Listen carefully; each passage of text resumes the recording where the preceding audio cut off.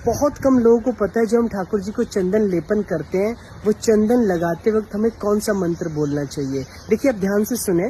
हे कृष्ण करुणा सिंधु दीन बंधु जगतपते गोपेश गोपिका कांत राधा कांत नमस्तुते। ये मंत्र बोलते वक्त आप ठाकुर जी को चंदन लगा सकते हो। देखिए, चंदन घिसने में बहुत समय लगता है। अगर आपके पास समय कम है तो कम से कम ठाकुर जी के 3 अंगों पर जरूर चंदन लगाएं। एक उनके मस्तक पर, एक उनके हस्तों पर, हाथों पर, एक उनके चरणों पर। अगर आप इस चंदन को पूरी ग्रीष्म ऋतु तक यानी गर्मियों तक नहीं लगा सकते तो कम से कम आपने 21 दिनों तक इस चंदन को ठाकुर जी के दिव्य अंगों पर लगाना है।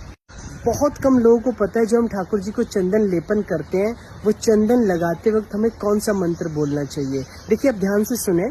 हे कृष्ण करुणा सिंधु दीन बंधु जगतपते गोपेश गोपिका कांत राधा कांत नमस्तुते।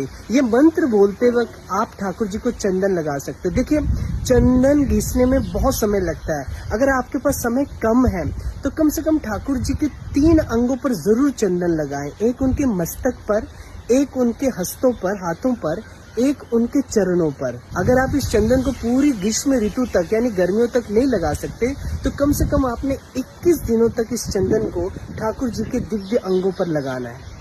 बहुत कम लोगों को पता है जब हम ठाकुर जी को चंदन लेपन करते हैं, वो चंदन लगाते वक्त हमें कौन सा मंत्र बोलना चाहिए। देखिए,